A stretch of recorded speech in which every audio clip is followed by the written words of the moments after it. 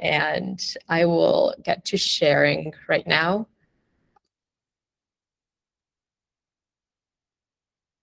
All right, so hopefully everyone can see my screen. But hi, everyone. My name is Alice. I'm education lead at ZKM.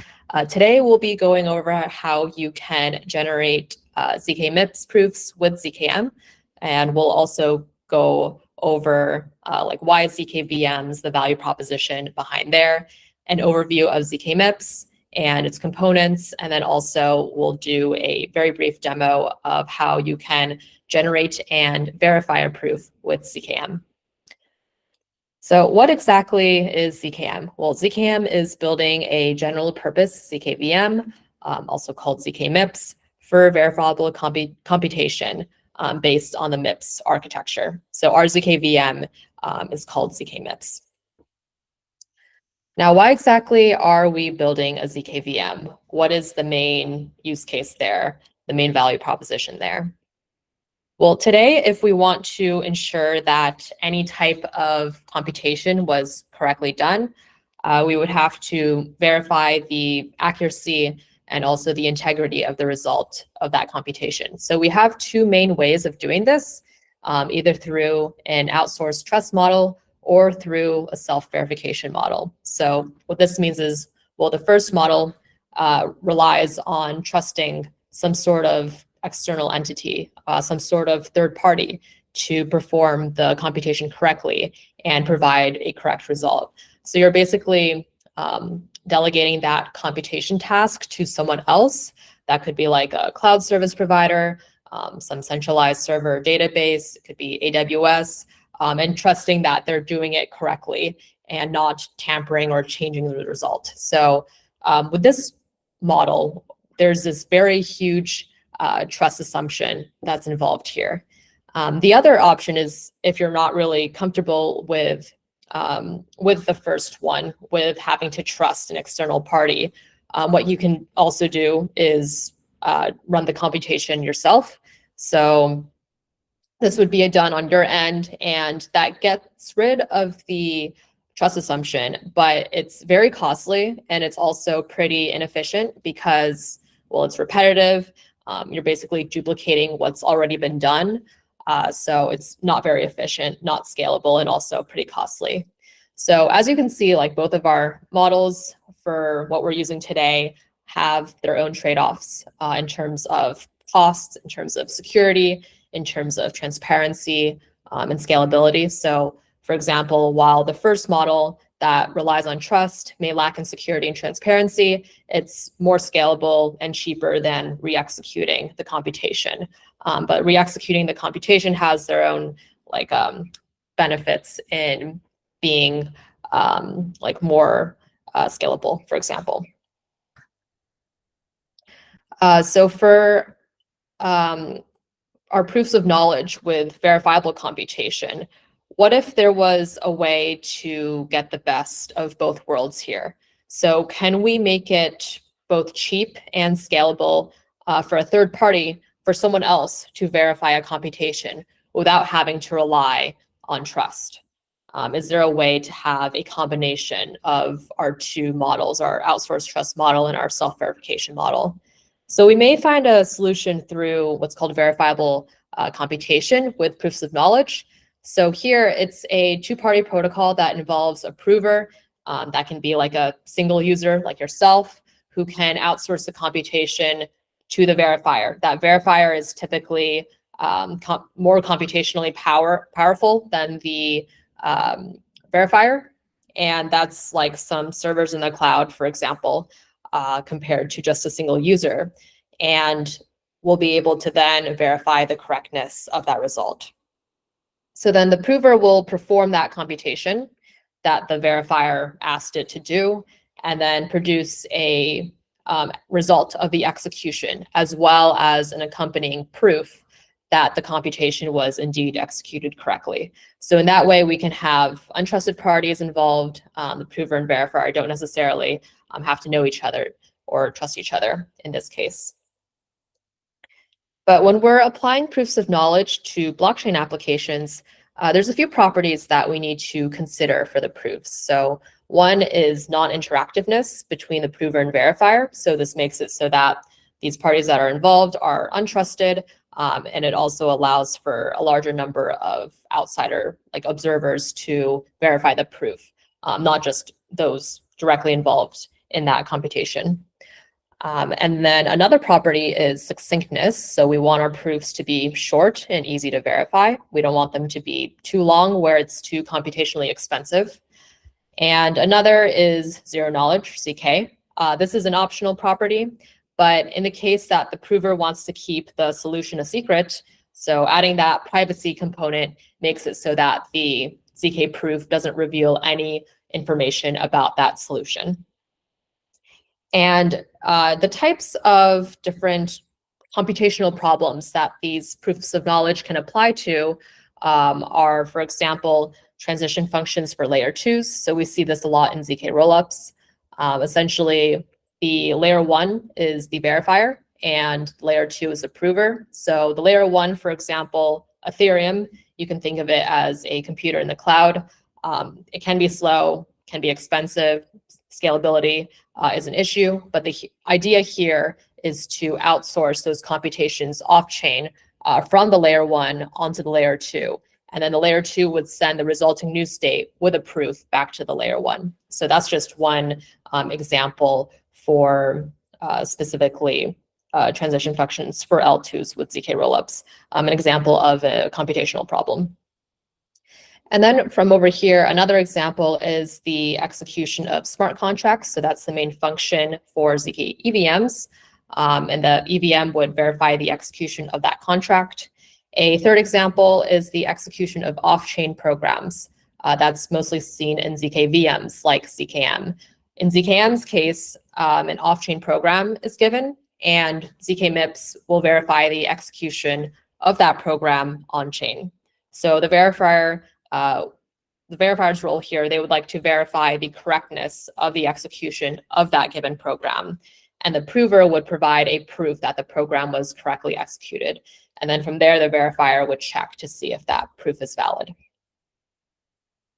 So for this proof life cycle, if we take a closer look at the different stages for the proofs, it usually first starts with an end user's action. So the end user would like to prove the correct execution of some computation. That's mostly the business logic part for the application. So the main question here is, what exactly do I want to prove? So some examples, if you want to do some blockchain-based or like on-chain applications, maybe you want to prove some smart contract function calls, maybe some token transfers on a rollup. You want to prove that the execution of some blockchain-based transactions. So those are just some examples of what can be proven, but really the number of possibilities are limitless. And from there, we'll need to determine how will this be executed. So if the computation is in the form of a program, the program will be executed in an environment, and it's able to compile into a more readable format. So for example, it could be an algebraic circuit or machine code. For ZKM specifically, the program is compiled down to MIPS. And from here, our next step is how our proof will be generated so that we can have a proof for the program's correct execution. So there's a couple of ways of doing this. You can generate your proof locally if you have the hardware for it, or if you don't, you could outsource it, use a proving service, use proving markets. The means of it doesn't really matter too much. It's just mainly up to your preference. And then from here, now that we have our proof, we need that proof to be verified. So that can be done off-chain or on-chain. So that could be through verification layers or directly on Ethereum by posting it on a smart contract. Those are some ways. Yes, I see that a hand has been raised. Do you have a question, Idris?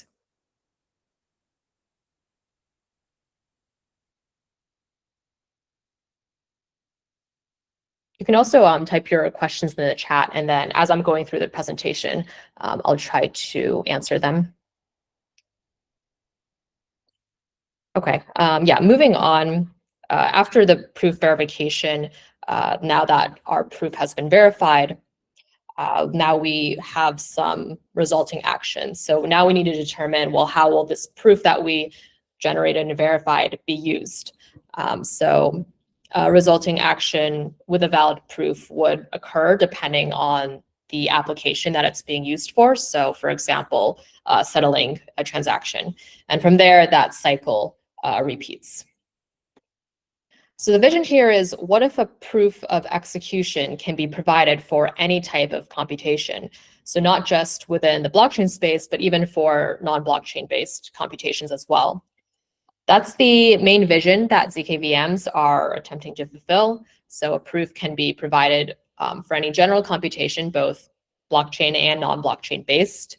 And zkVMs, like ZKM, address each stage of this proof lifecycle. And its main value proposition there is it provides a very developer-friendly experience. So developers can write programs to prove using higher level languages that they're already familiar with. So for example, ZKM right now supports Rust and Golang. And the other options here are not as developer-friendly. So you could also write the circuits directly. You could also use ZK domain-specific languages, but those are both difficult and they have a pretty significant learning curve attached there. So zkVMs, you can use languages you're already familiar with to write programs and then generate proofs from there. That's the main value proposition. zkVMs, in terms of how this will be executed, they also provide a VM, an execution environment in the form of a VM to execute the program. And all of zkVMs have a prover component to generate proofs. So it varies across zkVMs depending on the design choice for the proof system or any hardware configurations. We'll go into some more details of zkMIPS specific prover in a bit. In terms of verification, many zkVMs, like ZKM, use smart contracts to verify the proofs on-chain. And now going into the resulting action, another value proposition for zkVMs is really the breadth of use cases and applications. So for zkMIPS specifically, we're targeting the MIPS instruction set, and that can be applied to, again, both blockchain and non-blockchain scenarios. So for zkVMs that are focused specifically on privacy, now there are some use cases with private computations that can now be made possible on public blockchains. That's not completely our focus, but some zkVMs have that. Our main focus, our main application is focused on interoperability. So providing unified native liquidity across independent, incompatible ecosystems. Now, this is the landscape map that was made by House of ZK. That's ZKM's media and podcast channel. But when we scope out a bit and examine the broader ZK landscape as a whole, we're seeing ZK projects become more specialized and also more optimized for specific stages in this proof lifecycle. So for example, proving services here are very focused on scalability and also on cost efficiency, reducing costs for the proof generation stage. So because proof generation can be pretty expensive. With decentralization, some are also focused on providing a decentralized proving network. There's some also cross-chain projects that are focused more on the interoperability aspect. Some of them are addressing the issue of fragmented liquidity. Layer ones, this includes some verification layers, and also some of them provide toolkits to write ZK apps. So they're focused a lot on the developer experience, optimizing for that. And we can also see some ZK EVM solutions over here. It's specialized for the EVM. And overall, these projects on the map are the main kind of infrastructure projects that will help lay out the ground for wider scale real-world ZK applications to be built on. So most of these projects here, most of us have this shared vision of making ZK more widely adopted so that we're not just limited to the conventional ways of trust and re-execution for any computation. Now for our second part, we'll be going over more details about zkMIPS. But before going into that, to understand what a zkVM is, we'll first have to answer what a VM or a virtual machine is. You can think of a virtual machine as a kind of program that can run other programs. So the EVM is just a kind of VM that can run Ethereum smart contracts. So in a VM, we have a program that is compiled to VM readable code or machine code, as well as an input to that program. So both the input and that program are fed into the VM, and then a final state is outputted. If we add the ZK component to the VM, it's basically the same kind of structure, just with a few extra components. So for a ZK VM, you can think of it as a ZK circuit that runs a VM in order to prove that a program was correctly executed. So in addition to having that input and the program that's compiled down to machine code, there's also the witness. So the witness, those are the values that the verifier does not read, either because they're private to the prover, so they can act as kind of like secret inputs, or because they're too long for the proof to be succinct. So those are just left out from the verifier to read. And the input, the program, and the witness, they're all fed into the zkVM, where in addition to the program, the output of it, we also have a proof for the correct execution of that program that's generated for the result. So compared to our VM, now that we have our zkVM, we can also have that proof. Looking at this, the place of the zkVM in a broader sort of sense, it works with like the other main components. It works with compiler, works with a VM. So the program is fed into the compiler, and then that compiler is able to compile down the program into something that's readable for the VM. In our case, that program is being compiled to MIPS. And then from here, some inputs, user inputs, as well as the MIPS program is fed into the VM. The VM will generate what's called a trace record, and then that's fed into the prover within the zkVM. And then from here, the zkVM will produce a proof, while we'll also get a final state or the output based on the user inputs. So this is how the zkVM works in the broader sense. Now we'll take a deeper look into zkMIPS, specifically like its components and how those components work together. So this is a very broad step-by-step overview on all of the components that are involved. And this process can be separated into three main parts. So we have our program execution, proof generation, and also proof verification phases. So in the first part of our program execution, we will take a program that's written in a higher level language like Go or Rust, and that program will be fed into the MIPS compiler. And then from there, it will compile the program into a MIPS ELF binary file, and that's the executable format for MIPS. So from here, the ELF file will be readable to the VM by converting the source code into machine code. The ELF loader will load that MIPS ELF file that was generated from compiling it into the MIPS VM. And then from here, the MIPS VM will execute the compiled program and generate an execution trace so that the prover can now use that trace to prove the program. And then from here, well, any high-level language can compile down to MIPS. We'll get a sequence of MIPS instructions as a result.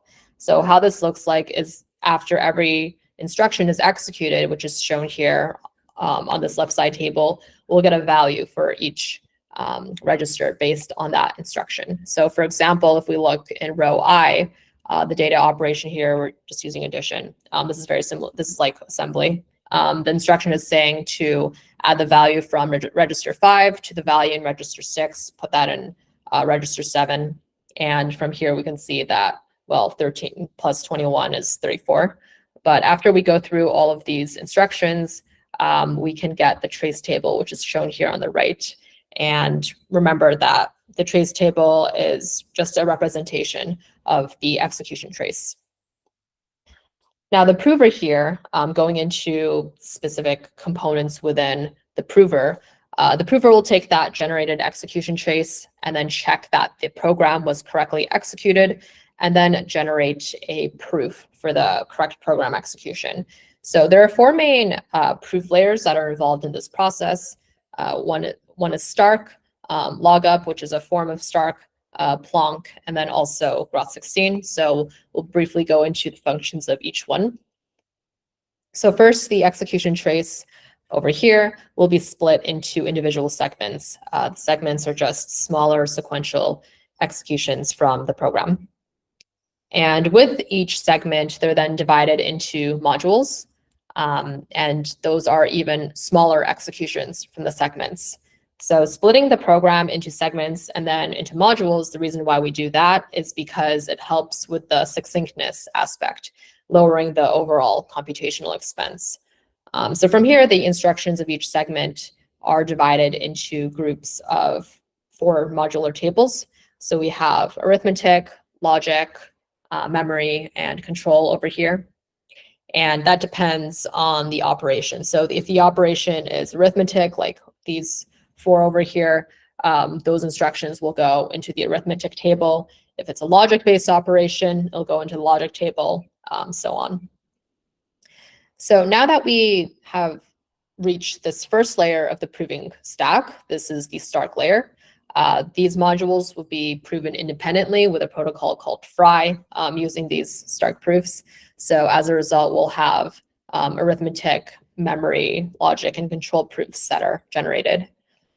In this next part, we'll use a lookup scheme called Logup that shows that a segment is contained in a specific modular table, and it's used to prove that the program instructions were correctly verified in their specific modules over here.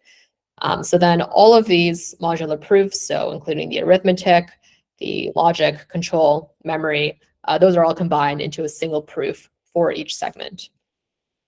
Now, in this last part, Plonk, all of the segment proofs from the previous layer will be recursively combined using continuation into a single proof, and that will prove the correctness of the entire program trace.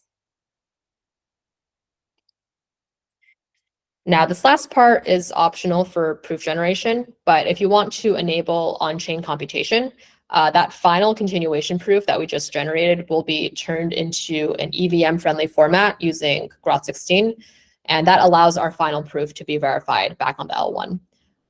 So I just gave a very brief overview of the prover, but if you want to learn some more details about this proving stack, I linked the white paper right here that was written by our R&D team, and it goes into much more detail.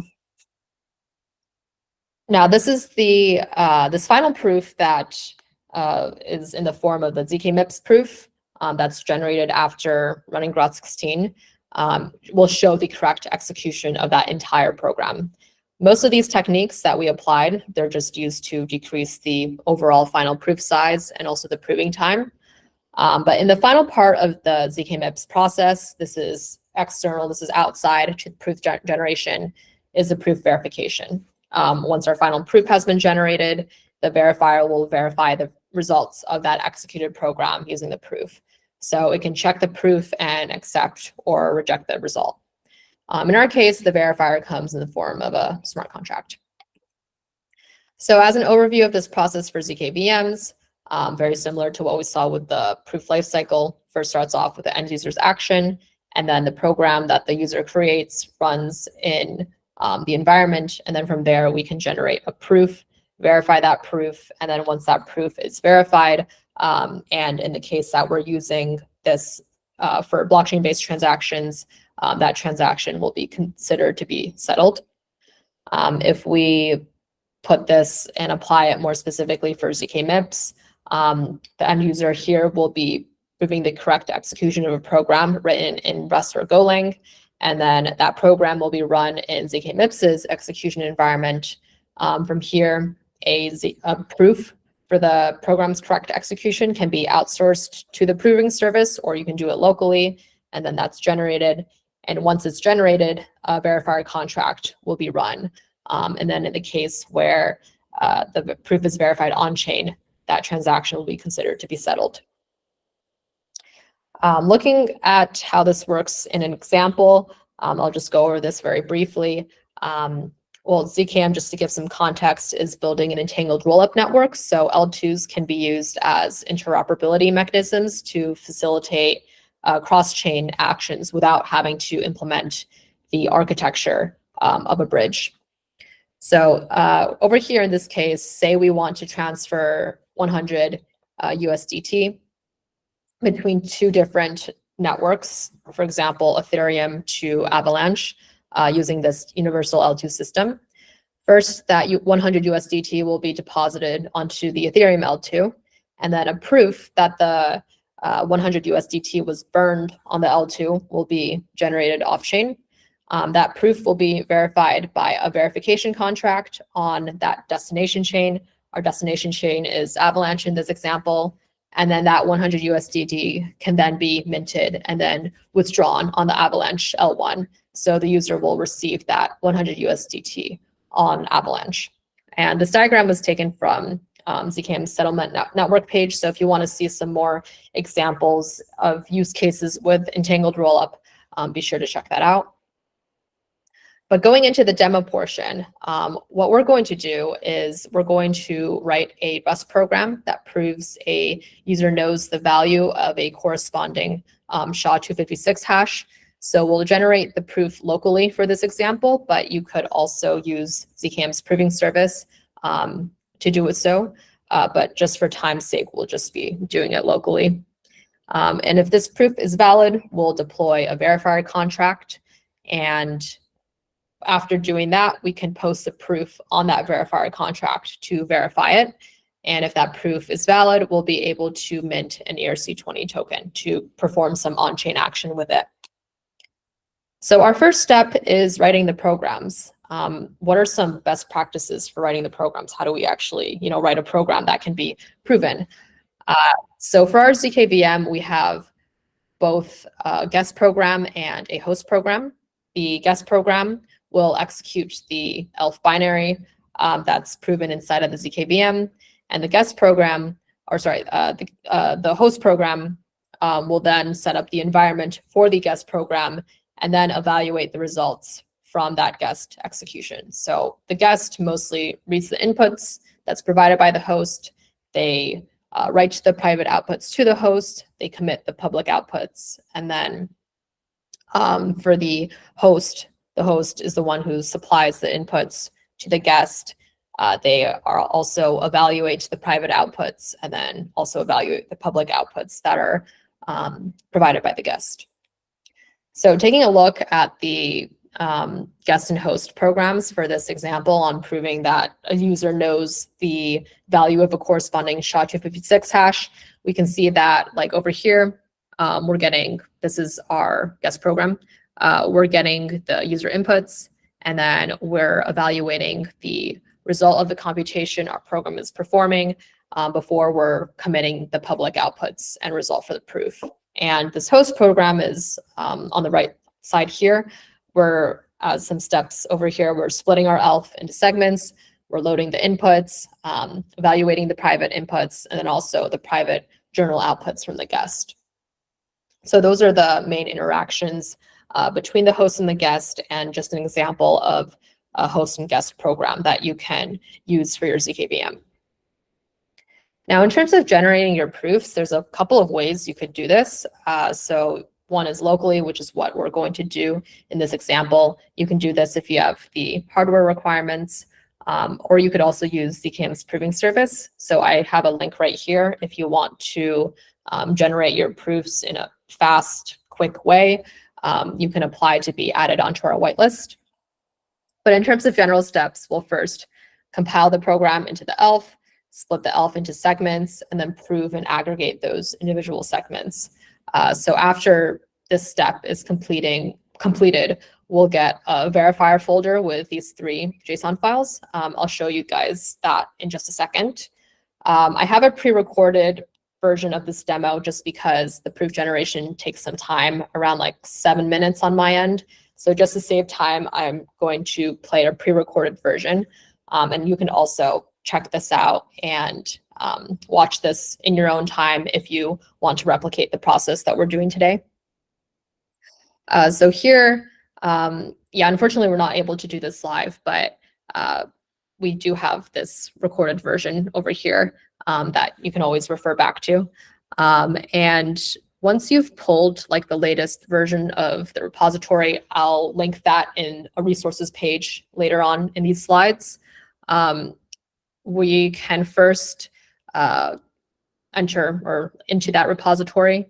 And let me just make this 2x speed so it goes a little quicker. For this first statement here, we are going to, over here, set the, I'm not sure if you guys can see this. Let me see if I can zoom in a bit.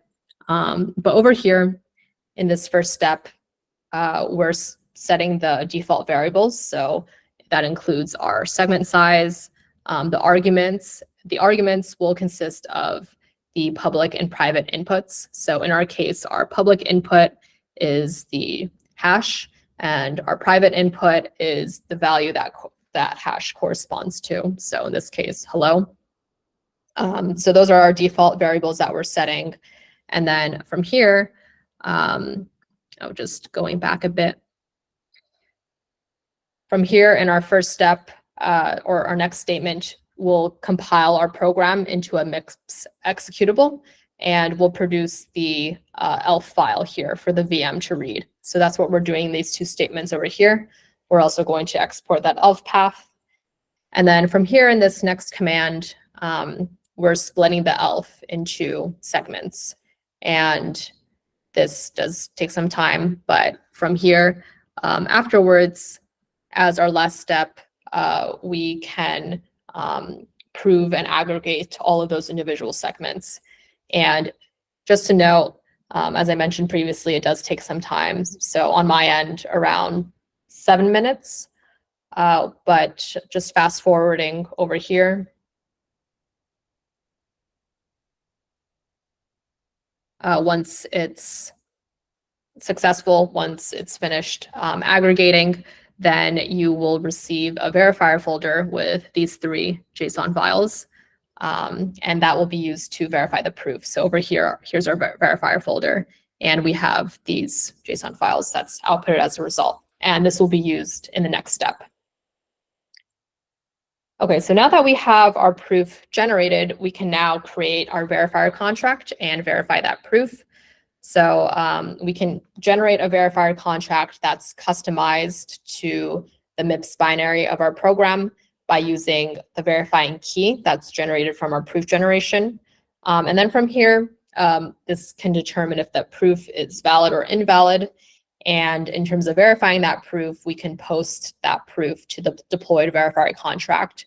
And what this will do is we will compare the hash of the inputs to the hash of the outputs, see if they matched. And then if it's a valid transaction, that means that the proof is valid, and the hash of that value that the user provided is the same and matches with the hash of the output. So then now with our valid proof, we can perform some sort of on-chain action. In this case, we're doing the ERC20 mint. Now in this next part of the demo, just fast forwarding over here, this is the verifier. You should clone the GNARC Plonky2 verifier repository that we have, but I'll link that into the resources page. Over here, we are, just fast forwarding because this is part of a different section. Over here, we will first, okay, I believe, this is after. So this first part of the demo, you don't need to look at because that's in the case that you wanted to do proving with the proving service. So if you're doing this in your own time for this part, if you start at 2:45, this will be for the proof verification aspect. But over here, we are first, I'm just going to make this 2x speed. We're first entering into our verifier. And then from here, we can build and compile our benchmark program. So that's what we're doing in this command over here. And what that does is we're converting our proof into our Groth16 proof. So remember that turning this into a Groth16 proof will enable our proof to be verified on-chain. And that step is required if you want to deploy your proof on a verifier contract. This step also takes some time, and that's the reason why I'm showing a pre-recording instead of doing it live. On my end, I think it took around 10 or 11 minutes. So I'll fast forward a bit over here. And once you've finished compiling your benchmark program, the contents of your proof will be updated. And then from here, we can now build a caller file and use it to generate an on-chain verification contract. So we're using hard hat ignition to do so. It should output success as a result. And then for our next step, we'll use our verifier contract to verify the proof. So we're going to copy our contents to the test folder under hard hat, and then we'll start running a hard hat node, which is what we did in this step. That'll start a server onto the hard hat network so that you can do the ignition deployment in the next step. We'll also run, in this step, we're just running a hard hat test. And that tests if a proof was successfully submitted to be verified. If so, it will pass. If not, that means that it wasn't successfully submitted. And now we're able to deploy the verifier contract on a test network. So we're using Sepolia in this case, and you'll be able to see the deployed address. And then you can call the contract using your deployed address.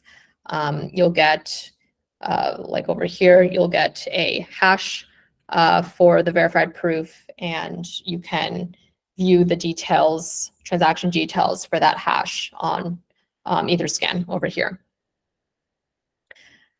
So that's really the main process for verifying. But now that we've successfully generated and verified a proof, we can use it to perform some on-chain action. So in this case, we're going to mint an ERC20. And that's for this third part of this demo.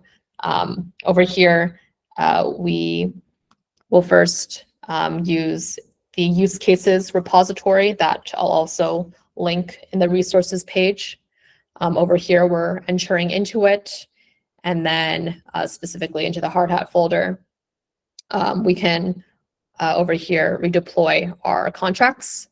And before completing this step under hard hat, I do want to mention that there's another folder called test. So be sure to replace the proof that's already there with the proof, with a Groth16 proof that's generated from the benchmark into it. And it's very important that you do that so you have the proper proof. And so now we're just waiting for our contracts to be redeployed. But just fast forwarding a bit over here, what we're doing now is we can replace, well, now that we have the contract address that's outputted, we can go to our caller file and replace that contract address with the newly generated one. You can also now go into your wallet and import it as a token contract address. And right now, since we just deployed a new contract, we do not have any minted tokens, so it'll just show up at 0.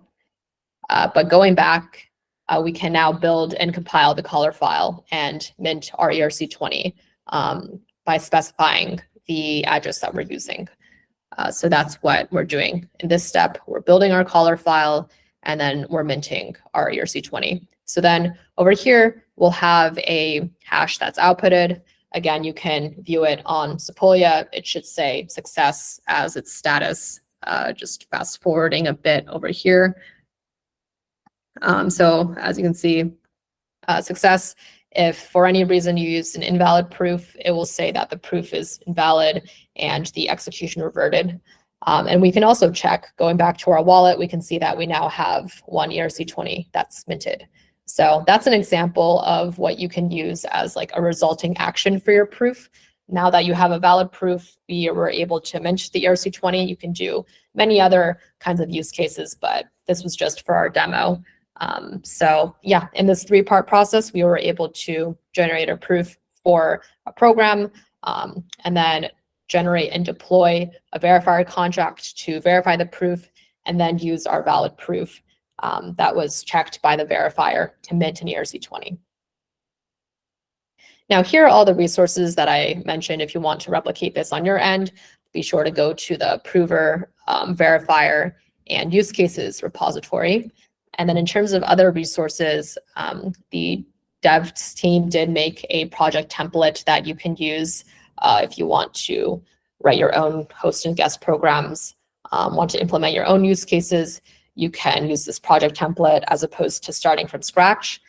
We have a quick start example in our docs that goes through this step-by-step, and then a user guide on a platform created by our DevRel team called Playground. Playground is more like a learning platform where you can see the different steps in the proof generation and verification processes. It's a very good visual way to see how it all works without having to install anything or without having to do any setup. So I'll show you Playground in a bit, and that's also going to be something that you'll use for your task. And yeah, I'll show you Playground in a bit. But for your workshop task, your main task is to generate a proof using Playground. And then as some supplementary things that you can do if you have the time, we'd like for you to design a use case that you think could be applicable to your life or you think could be useful, and submit it as a forum post under our use cases channel on Discord. I have the link to our Discord right here, as well as a QR code. And then if you want to earn some ZKM points, you can also complete the quiz right here. And then here's the link to the quiz. I also have the QR code here. And this QR code is just a link to our proving service. If you want to use our proving service to generate proofs, you can go ahead and apply. But I'll show you a bit on how you can use Playground. So let me stop sharing and reshare my screen. The link I will also send in the chat is playground.zkm.io. And I will reshare my screen.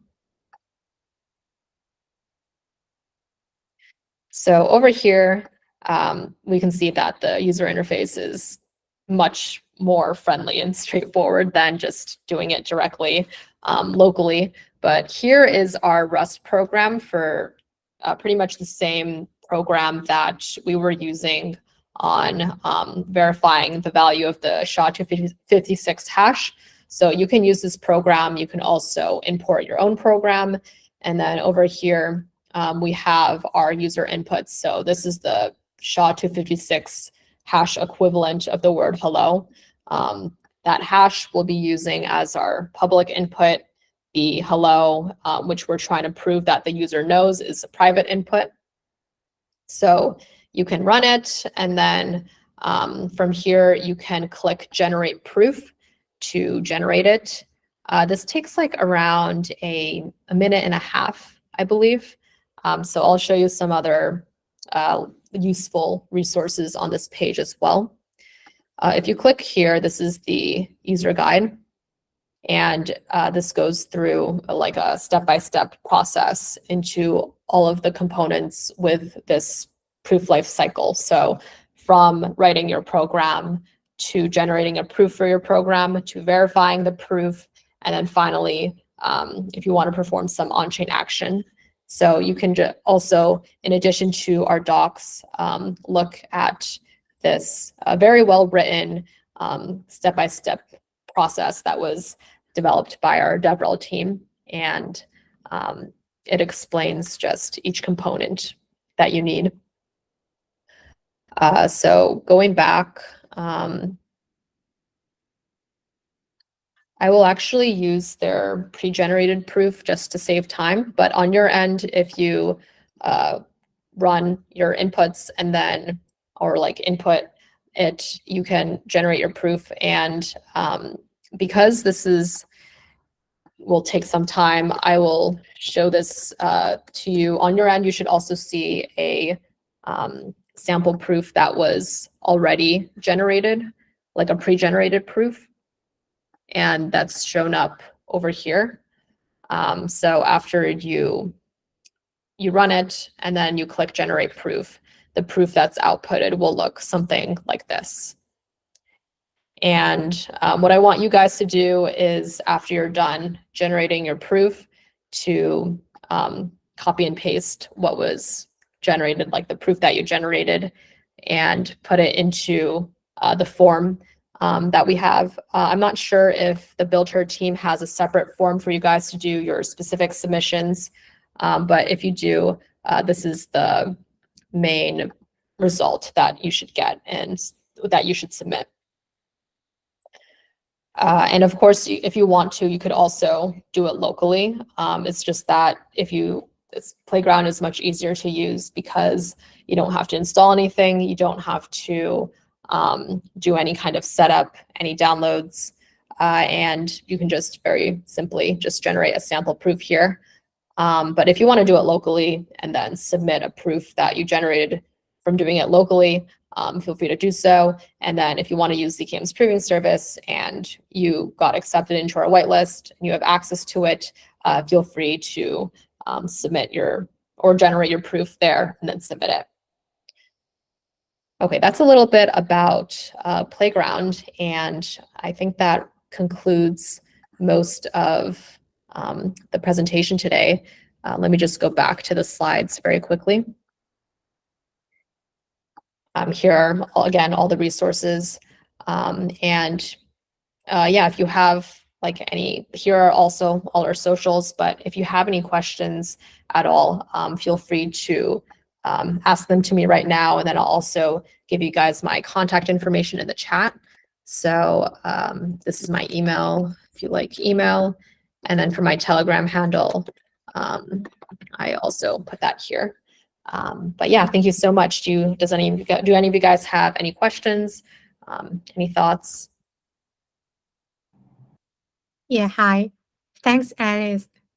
Thank you for sharing how to generate zkMIPS proofs with us. Yeah, anyone who has questions, please send it on in the chat or raise your hand. Yeah. Isaiah, you can open your mic. Okay.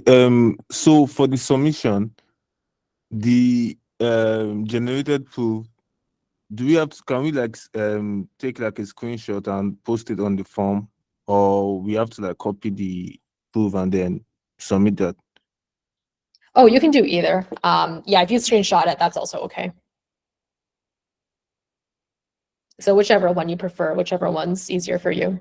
Yep, either one is good.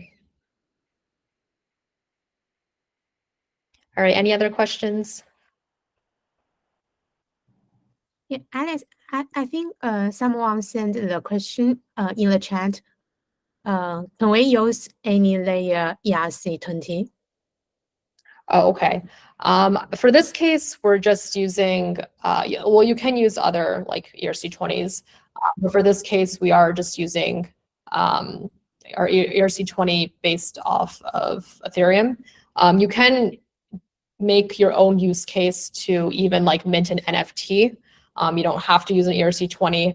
It's just like an example that we used. But yes, you can definitely use your own. Can you also share the links to the resource? Yes, I can.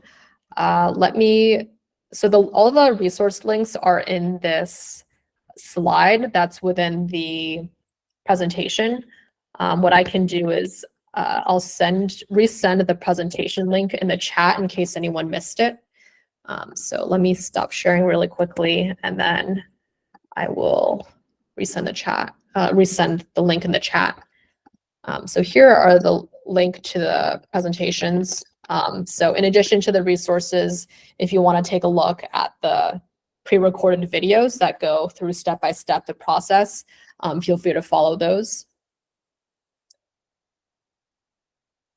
And yeah, for the form, I'm not sure if BuildHer, Julie, does BuildHer have their own form for the submission, or are we just using, okay, yeah.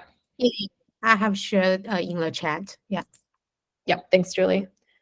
And also our office hours will be in Telegram. Everyone please join our Telegram. Yeah. Yeah, And and if you have, oh, sorry, go ahead, Julie. okay, Richard, I saw you raised your hand. Yeah, sorry, the broadband in Bogota is quite bad. I wanted to ask, what is the tax? What is the tax that we are meant to do? I missed on that. The main task is to go on Playground and generate a proof for a program. So you can use the program that's already there, or you can write your own program and generate the proof. So the main task is to generate that proof and to either post the contents of that proof, like copy and paste it into the form, or take a screenshot. And Okay, I'll just go. okay. We could get the links, those links that you have on your documentation. We could get it and probably go through it. Is that okay? Oh yes, that's perfectly. Yeah, that's perfect. Yeah, we would like for you guys to look through our documentation, and if you have any feedback at all, please let us know. But yes, Richard, also here are all the resources. So the main kind of guide that you will need for this task is this one, the Playground User Guide, which is linked over here. And where you're generating the proof will be on Playground. So actually, let me resend the Playground link, playground.zkm.io. So just go to that link, generate your proof, and then the proof that you generate, you can use that for your submission.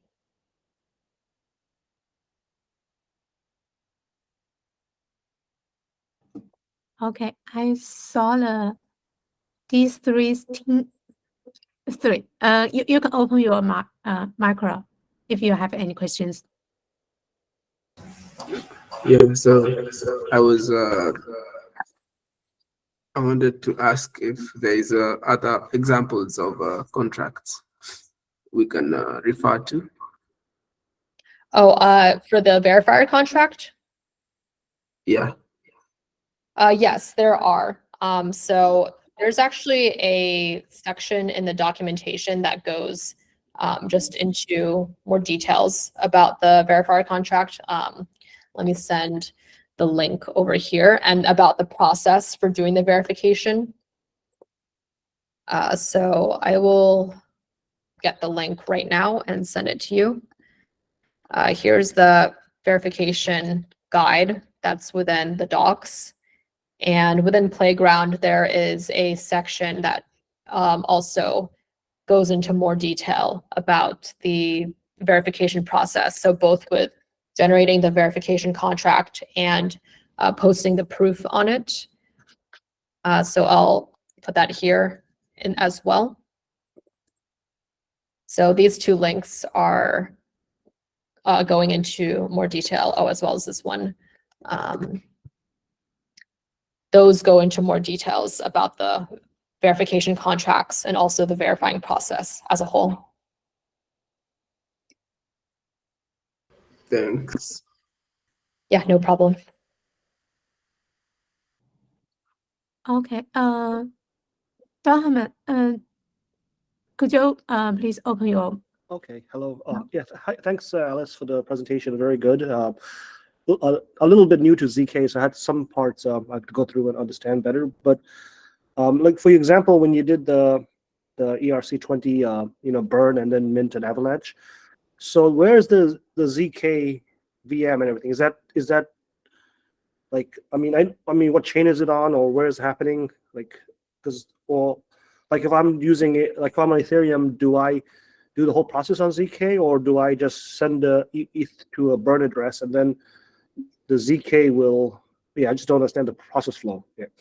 Oh, okay, yeah, that's a good question actually. So for the example that we talked about say like transferring the 100 USDT between Ethereum and Avalanche, the ZK component comes in with generating that proof of burning it. So Okay. it's like, it's a separate component between the interactions between those two chains. It just provides that proof that it was burned. And in terms of the use case, or sorry, not the use case, but the example that we did with the ERC20 mint, that's something separate than the example that I gave with transferring the 100 USDT from Ethereum to Avalanche. With that, we're just enabling for that ERC20 token to be minted only if a valid proof was submitted. So that's also separate in its in a way. Only when we have a valid ZK proof can we do the minting. Otherwise, we won't be able to successfully mint anything. That's just an example of how you can use a valid proof to perform some sort of action, to do some resulting action. Okay, so then like if I was just using like a dApp or something on like a bridge, some other person's company product, I wouldn't really notice it because I'll just be signing with Ethereum. Yeah, Is that exactly. Oh, okay. Yeah. Okay. Yeah, you can That's sign fine. with Ethereum, yeah, with other chains as well. Like most of the time though, because a lot of the verifying, a lot of zkVMs do the verifying process with smart contracts on Ethereum. Mostly, yes, it will be signed with Ethereum. But yeah, those processes are separate. Like the zkVM, the main like goal of it is to do the proof generation, and then like signing on Ethereum, that part is with the proof verification. So those are two separate processes. Okay, so this actually can be useful almost like it can be even like Cosmos to Ethereum if you want to build some bridges and stuff. Oh yeah, absolutely. Yeah, and that's actually what we're working on right now at ZKM, because our what we want to do is provide some sort of, not exactly a bridge, because bridges, as you may know, have their own problems with, say, like security and whatnot. But at ZKM, we want to use our zkVM as a way to like connect all of these like independent, incompatible chains. So between Cosmos and Ethereum, between Avalanche, and we also, I do want to mention that we're also trying to build out what we call the entangled rollup network. We have a spin-off project called Goat Network. That's a Bitcoin layer 2. So Goat Network and zkVM will be working together to try to provide like native liquidity across all those chains. Okay. So yeah, Thank thank you. that up. Thank Yeah. you. I understand it better now. I didn't understand what ZK was before until you explained it, so it's good. All right. Yeah. Thank you so much. Yeah, and really great that you're now looking into ZK.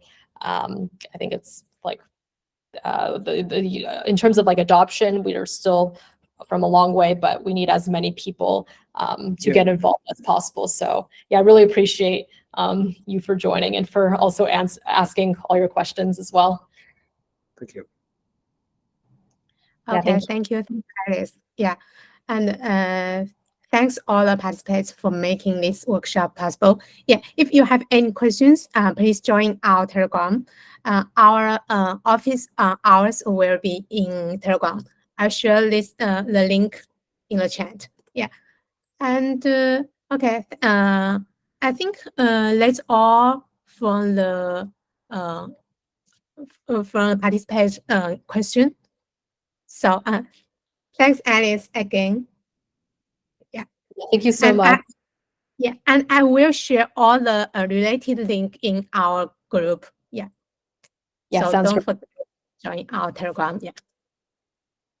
Yep, and if anyone needs any other resources or any other questions, feel free to reach out to me at any time. Or if you're having any difficulty with generating your proof, reach out to me as well, and I can help assist with that. Cool, cool. Okay. All right, thank you so Okay. much, everyone. Yeah.